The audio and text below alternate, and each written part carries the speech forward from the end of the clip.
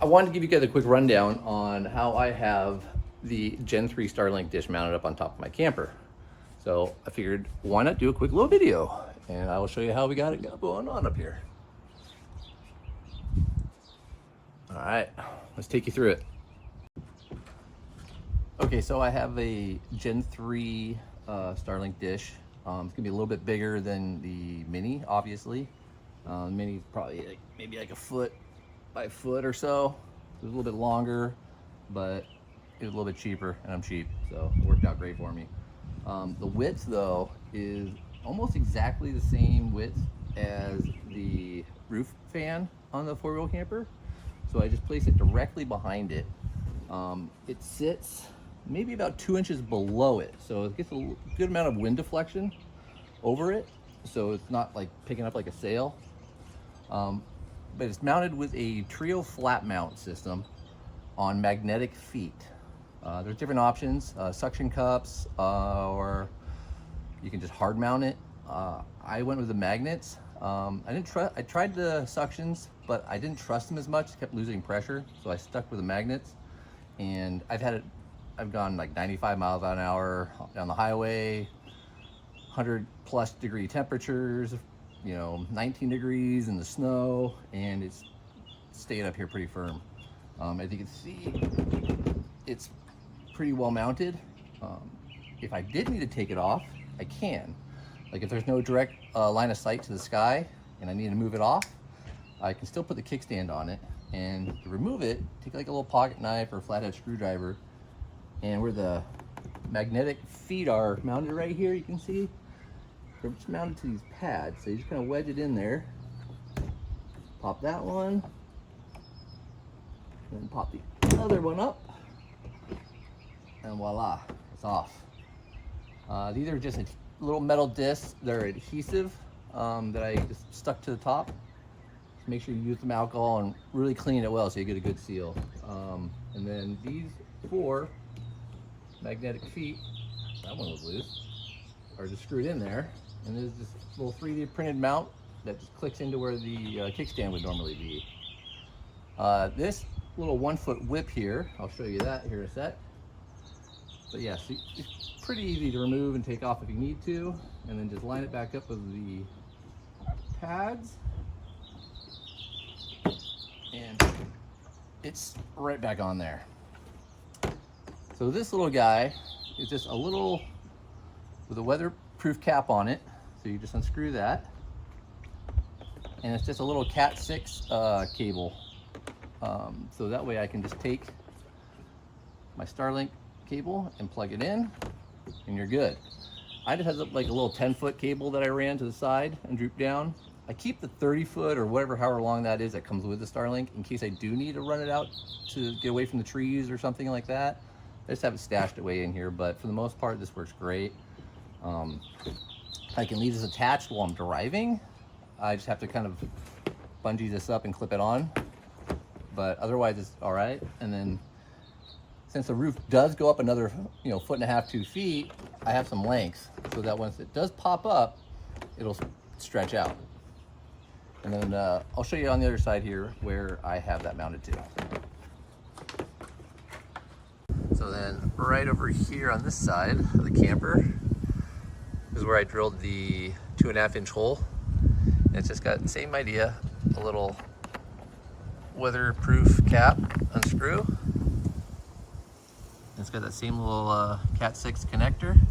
I bring my cable and just plug it into there, and it's good. All right, let me take you inside real quick, and I will show you how it comes from the outside in.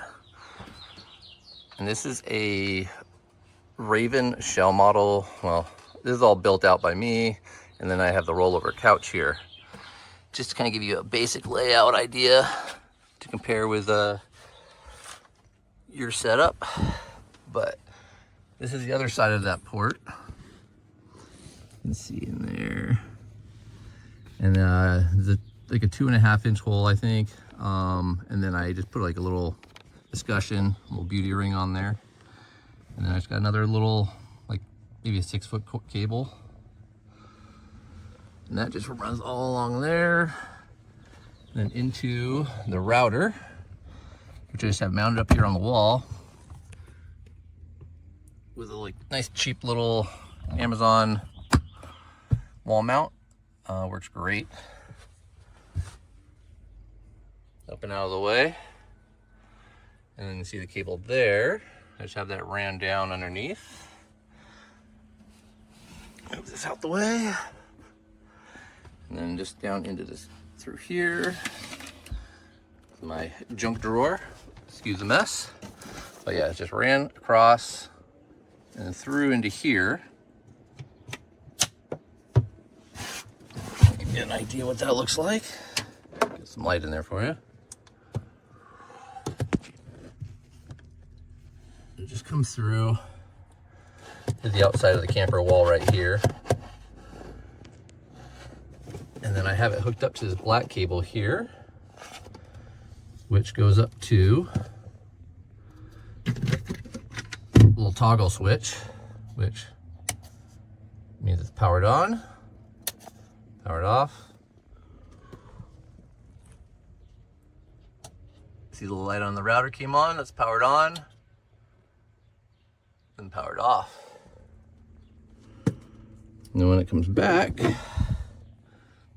so the power came through into this 12-volt conversion that I got from Trio Flatmount as well from their website. I'll give you some links to all that stuff. And then from there, it goes up to the switch leg here, and then back down to our power, which actually runs into here and then into there for your switch. But I just ran a inline fuse and come through all this up into where I have my electronics cabinet, and run through here, and this is it right here. I just have it landed up there. So that way it's pulling off my solar battery, not my starter battery. I was having an issue with that before, so I isolated it just to the solar. And I upgraded from, I had 100 amp hour before, and I upgraded to a 300 amp hour. The 100 was, in the morning, if I left Starlink on all night, it would be dead with everything else charging. So I upped it to 300, which is, I have it stored underneath here. But so far that's been good to keep it charged up.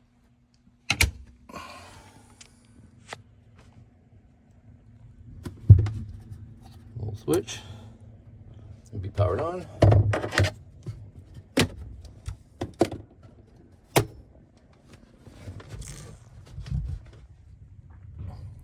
See, it's powered up.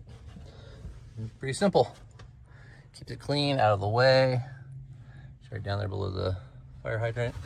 When you are drilling through here, if you are, be careful. There are some wires here for lights, I believe. They have those exterior fog lights it's pre-wired for, but I don't have those. So I just barely drilled through the outside in and got lucky. So that's the inside.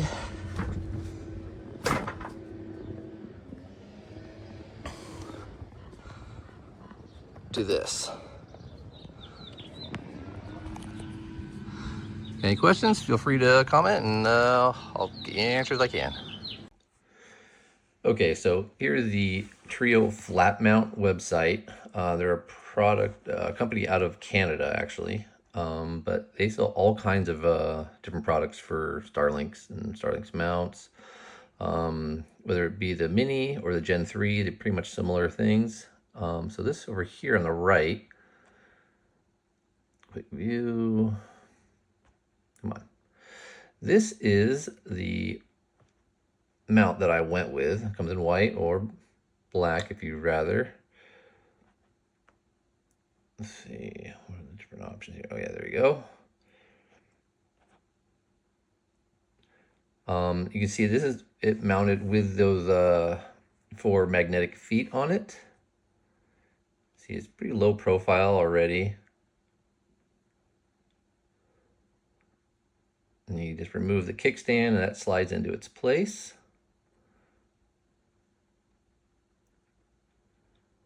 This is it, the little discs with the magnetic feet mounted.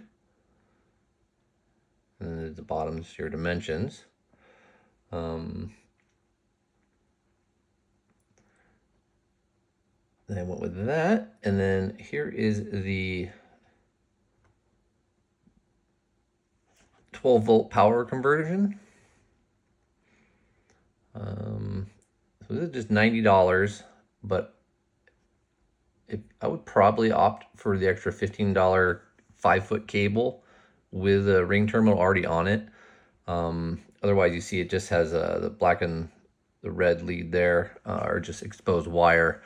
If you're handy with electrical, which I am, ish, kind of, I opted just for this piece, but it would probably have been easier just to have that $15 ring terminal already wired on there and the extra 5-foot of cable. I already had a bunch of that laying around, so I just opted for this. But yeah, so be $105 if you went with the ring terminal for this. Let's see, and then here are the magnetic feet, the rubber coated magnets. Let's open this up so you can get a better look. $40 for these, and it says it takes M6 screws. There's already holes pre-drilled into the mount itself, so you just get some screws and screw them in there, and those mount to that. And then these are the adhesive discs. They have like a 3M super heavy duty adhesive on the bottom, like, sticker. You peel it off and you just stick them on. Make sure you rubbing alcohol or whatever to clean the surface before you stick them. That way it gets a good tight fit. I tried to source these metal discs and these magnets through Amazon cheaper, and it really isn't any cheaper. So just buy it all at once. Buy once, cry once. Just get it all here. So you're looking at maybe like $80 for those two pieces together. Another 105 for the power supply. So you're at 185. And then the mount itself was $100. So not too bad, not too bad. Or $150, I'm sorry. That was the mini. Another cool option they have is this guy here, but it's $575. Crazy expensive. If I had the money, this would be rad. It converts right in there. It's got the 12-volt power connection already built into it.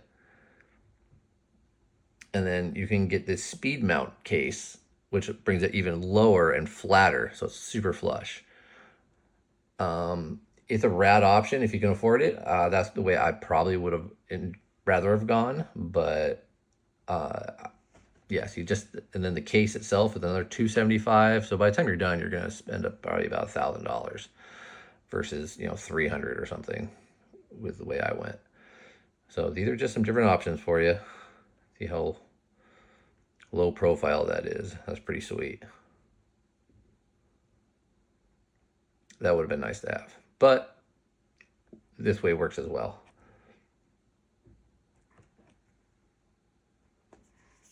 Okay, now this here is where I bought the exterior connection that goes through the wall of the camper. They have different, square, round. I chose a round, just thought it looked a little cleaner for my application, but you do you. There's different options on how you can have it set up as well. So this is the one I went with, $73. And it turned out pretty good. This here is the Amazon router mount that I have using. Super easy, everything that comes with it. But yeah, only $23, can't go wrong. Cheap and easy. You can also find all your cables on here as well.